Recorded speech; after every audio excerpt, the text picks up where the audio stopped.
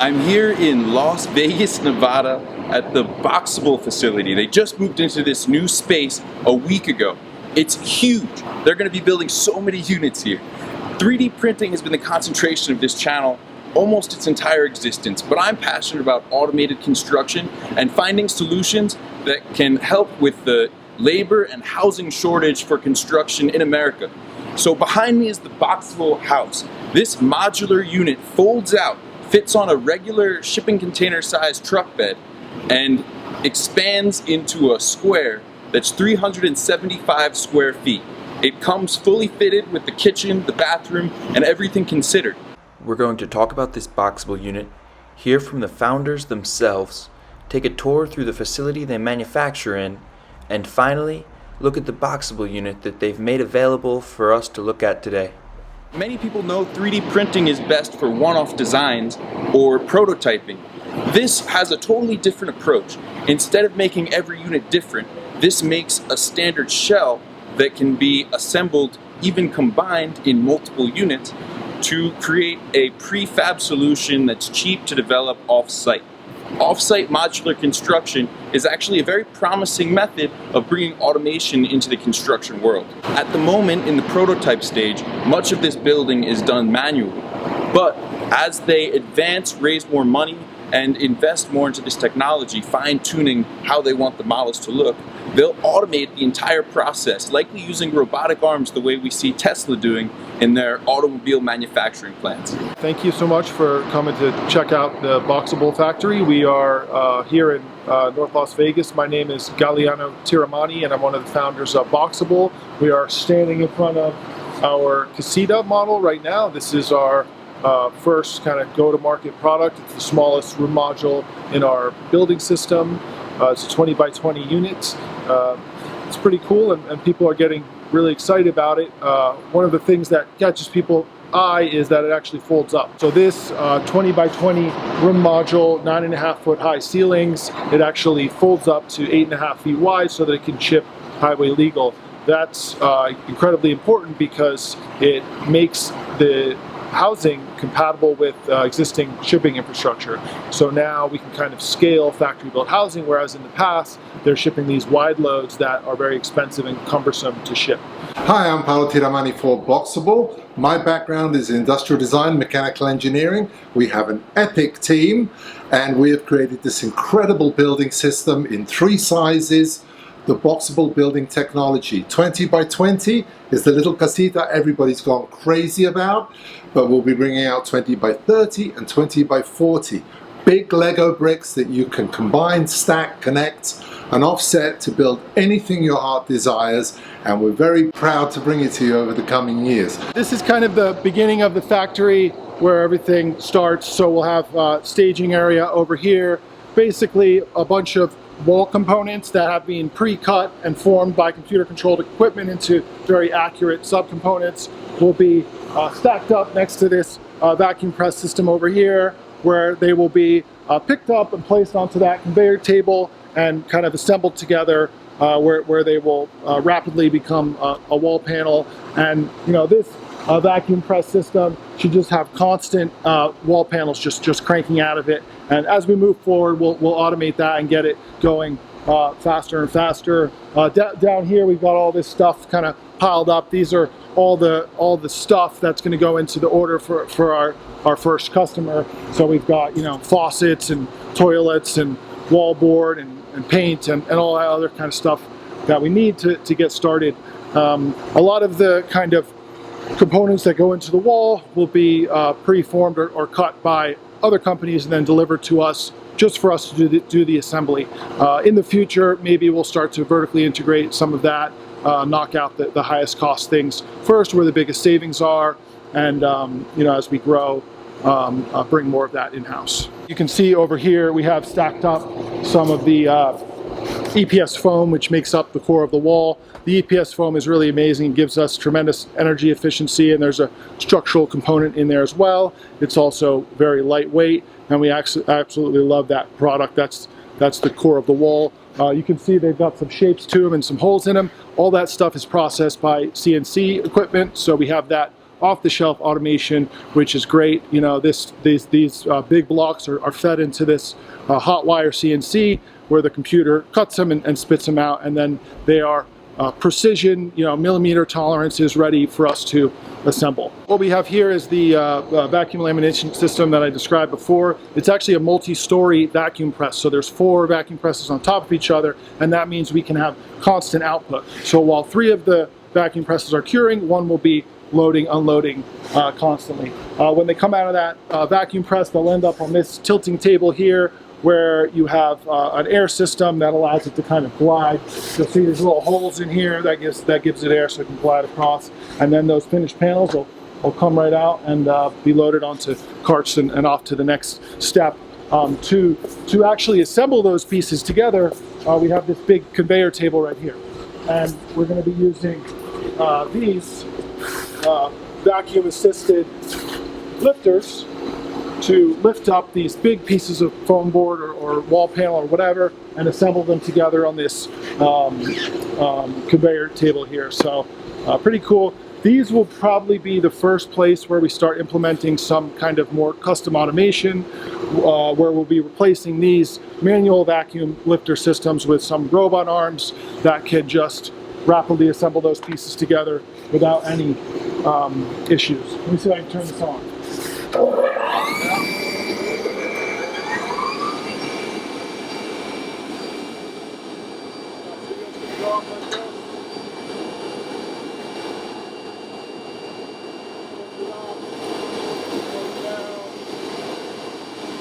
You can see that, you know, lets you basically grab big things, pick them up, move them around with very little effort. This is like suction under there, and these things are really nice because they can pick up anything. They don't need to have like full coverage on the suction cups. You can just pick up a pallet or a wall board or kind of anything you need, and that's, you know, our first shot at how to best kind of load up these vacuum press systems. Some pretty important equipment right down here is the vacuum lamination system. That's really critical to our process because we are not using the traditional lumber frame houses. We're using a laminated panel system. So it's all based off of structurally insulated panel principles. So if you look up online SIP panels, you can learn more about that. We have kind of a version of that.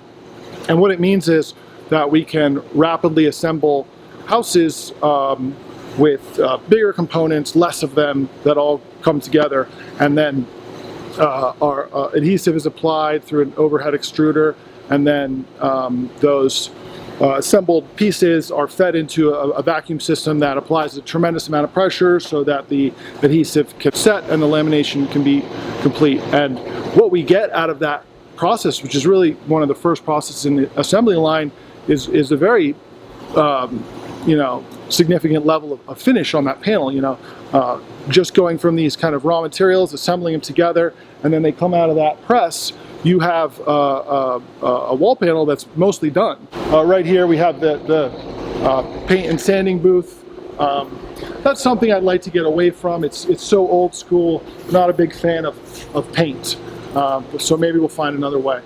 Show you guys part of our assembly line here. We actually just finished kind of setting up a lot of this equipment last week and moved into the factory. We have really just kind of the bare minimum equipment we need to get started here and learn the ropes so that hopefully we don't, you know, run too fast and make mistakes. So right now, behind me, big overhead gantry system. So essentially, when the wall panels are fully finished, like electric, windows, everything, big wall panels, like the biggest one is 20 feet by 10 feet, we'll bring them underneath of there, and we'll use that big overhead gantry to pick up the pieces and join them together into the final house. And then, you know, fold them up, do the quality control, and send them out the door.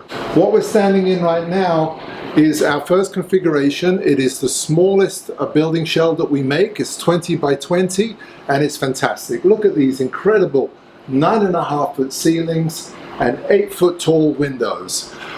Frankly, if you close your eyes, you often don't know where you are, correct? So if a lot of life is very visual, and making a space that's comfortable is a very visual thing. So we paid attention to the 9.5-foot ceilings, the windows, which I'd mentioned, but all of these incredible sight lines. So when you open your eyes, your eyes go to the corners of the room, and it really makes the space feel very large. Our goal is to make you feel small in the space, so the space feels big, so you don't feel cramped, and it really works. These are very, very generous studio homes.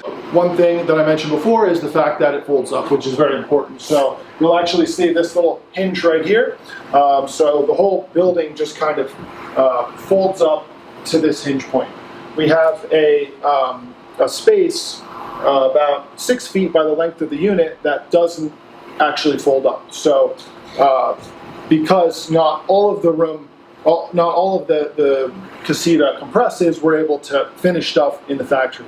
That means in this space here, we have kitchen, bathroom, or whatever else we want to finish in the factory. Then all the empty room folds up, and then we end up at 8.5 feet wide, and we're still able to fully finish everything in the factory, which is so important. The moment you start doing anything on site, you end up with just crazy expenses. So you have skilled labor, you have kind of custom work, you're dealing with all these different variables, it's slow and expensive. And that's one of the reasons, I'm not a big fan of 3D printing, because you still have all that site work. Yet you've got the walls 3D printed, but you still have all these contractors and skilled electricians and everyone else back out there doing this work. And that's what we want to get away from, because we know that those assembly line principles work for all the other products. In terms of the layout, it might be hard to see just on the video, but we're basically bifurcated into quadrants. So the whole thing is built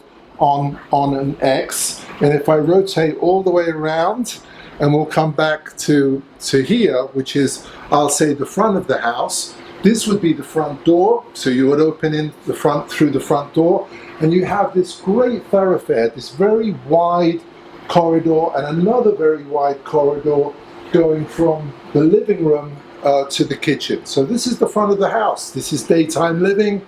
You're going to sit down here, maybe watch a TV up here, have some snacks, go to the kitchen, and it's a very generous space. This is a Casita closet, which will be an additional option, which really handily divides up the space, but it doesn't go all the way up. If it went all the way up, it would feel very cramped.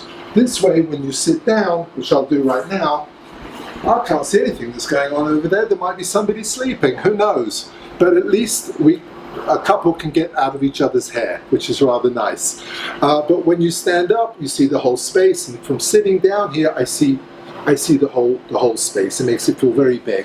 And then over here we have the kitchen. One of the philosophies for Boxable is never to have anything half size. We don't have half-size people, we're full-size people, we need full-size things. That means big fridges, because we shop for the week, and a full suite of full-size electronic appliances. And with a lot of thought, if I can be modest for the company for a moment, I think our engineering and architectural team has created a floor plan for the ages. I really believe that this is an incredibly useful kitchen. I'm not personally a cook, but I like to watch other people cook, and I certainly like to eat the food that they make for me. So you'll see a double sink with a window over the sink. It's very nice. If you put this down somewhere with a view, it's very nice to have a window over the sink. And then this incredible Z-Wave countertop is great. It's acres, feels like, of countertop for cooks who really are serious about cooking. And then we've got this very nice table for two. It's great for a breakfast bar, for an evening meal, or even two people with their laptops can work here. Very, very nice. And then coming to what I'll describe in quadrants, the second half, which is the evening. So now it's the back of the house. So what do we do in the back of the house? Well, we sleep, and in a Boxable you will sleep in a full-size queen bed, which is very, very nice. And over here we have a bathroom, and it's a full-size bathroom. And I don't know if you can follow me in. Let's try. It might be a bit cramped, but maybe come on in. I don't know. This is a model, so if I point you down here to the toilet, we do have to tell people it doesn't actually go anywhere. But come on in. It's probably a bit tight, and I'll scoot on out. And you can see that everything is full size. We have a full-size shower. This shower goes up about 6.5 feet. The production shower goes up 8 feet. It's incredible. And they're just nice thoughtful appliances. All the appliances I previously mentioned, including this guy. And this guy is a built-in washer dryer for your clothes. And it's absolutely fantastic. Part of the technology that we have with Boxable is that it doesn't pack down all the way. So it unpacks to this incredible 20-foot wide structure, but it packs down only to about here, which means that all of this good stuff, all of this expensive fit out, it costs a lot to bolt all this stuff in, can be done in the factory relatively inexpensively. And the other good thing is when it arrives to you, when it unpacks, it's already done. You plug it in, you turn it on, and you're living. We planned for a building system where different room modules with different interior configurations and different sizes would stack and connect to build many different building types. Really the bulk of building types all around the planet. Anything from a 1,000 unit apartment building down to this little casita. The idea was to target this towards backyard housing in California, where accessory dwelling units are becoming very popular due to changes in laws there. What they've done is they basically legalized almost every backyard in California to add a little small house in the backyard. So we thought that's a great place to start. And those rules are actually spreading elsewhere. So, you know, for example, Nevada now has a tiny house law and other places as well. So it turned out to be a really good place to start.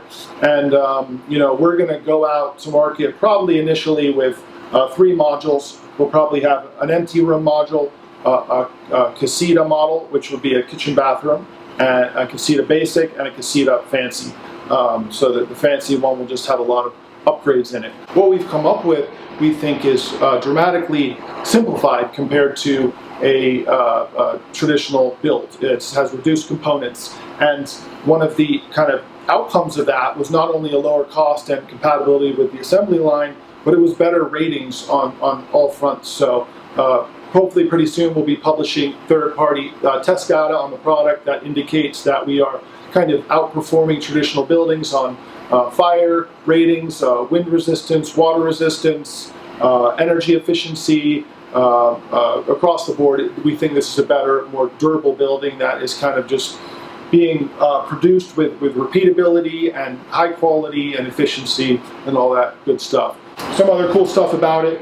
This wallboard here is not sheetrock. We're using a different type of ceramic board that has better fire-resistant properties, better water-resistant properties, which means that if it gets wet, it'll dry off and it will be okay. Whereas regular sheetrock will become damaged, there's mold issues, all kind of stuff.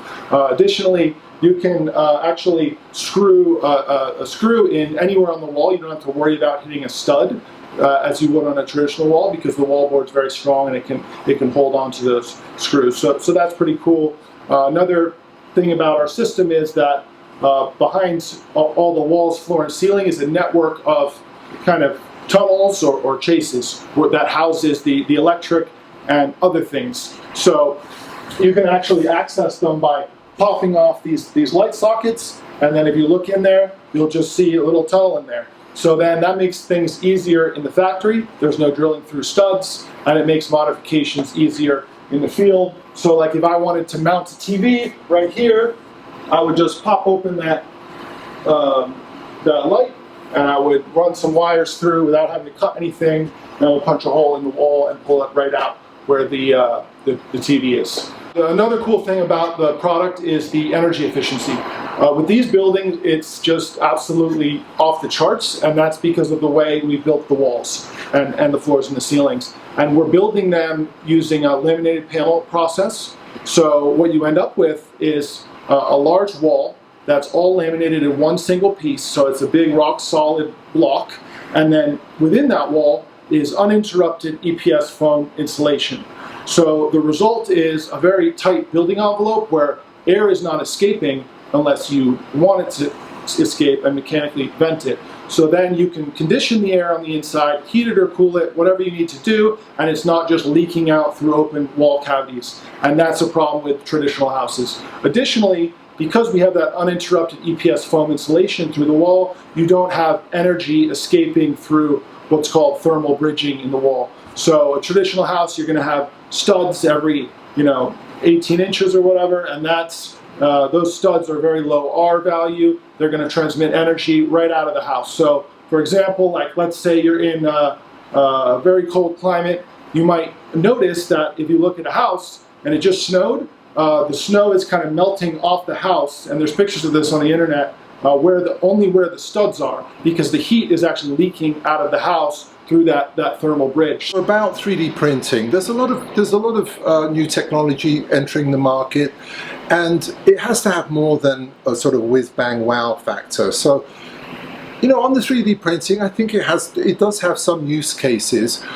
What one should really realize about that is that the building shell itself is the least hard part to produce. It's all the fit out. Our walls are smart, they're pre-chased, you can put electrical plex, wiring, everything. The 3D printing in the field is frankly not ready for prime time. It's very sloppy, and it does the easiest part of the job, and it doesn't do the hard part or the expensive part of the job. The concrete is the cheapest part of the product. So you're left with solid walls which have tremendous thermal bridging. You still have to sheathe the inside, sheathe the outside, put insulation. You have to drill holes in it for wiring. You're really no better off with the 3D printing, although I do admire the technology, but I do think it has a use case for basements. This is perfect because it's field construction. You have to still build a basement in a field, not in a factory, I should say. And so you can drive out with the equipment on the back of a trailer, and you can print out a basement or a slab or something like that. So yeah, that would be my take on 3D printing. This area is actually very spacious. Full fridge, full size, everything, and they didn't cut corners. The cabinets have this glass. That's not a standard feature.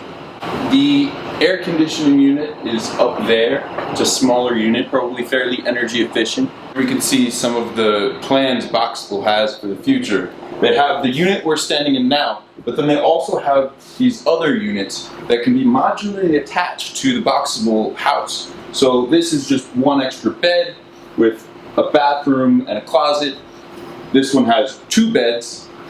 This is just a large kitchen area, a floor space, and a extra room. So with the extra room, you could really stack these to infinity and make a building as large as you'd like. I'd imagine it would be less expensive to get one of these empty spaces attached modularly to your casita rather than the price of the whole finished building the way we see it today. If you've enjoyed this video, make sure to like and subscribe. I'll continue bringing awesome automated construction content right to your notifications. This bathroom's a great example of how they went above and beyond with some of the finishes. This sink, for example, is not your average sink. It's a glass bowl with a very nice faucet, and the mirror behind it actually is a smart mirror that has some unique features, color changing, and defogging, it looks like.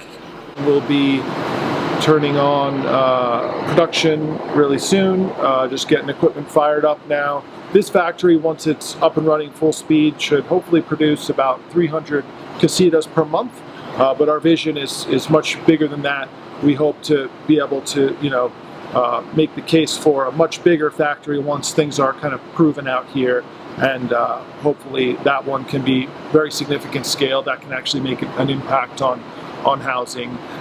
So yeah, things are very exciting for us right now. Since we kind of started Boxable and started promoting it, we've gotten an incredible amount of interest, really more than we could have ever expected. It's resulted in tens of thousands of inquiries, a huge amount of pre-orders for the product, and what ended up happening was we got a pretty big order from the federal government. So it's 156 houses for the military base housing. So that's what we're starting right now. We've got stacks of toilets and cabinets and everything else you can imagine right over here, and that's for that government order. So we'll get into production on that in the next month or two, and then kind of ramp up from there, hopefully deliver that order by early next year, and then open it up to the rest of our wait list. Right now in housing and building construction around the world, there's a whole bunch of problems. Mainly, there's not enough housing and it's not affordable. So the reason for that is because houses are built by hand.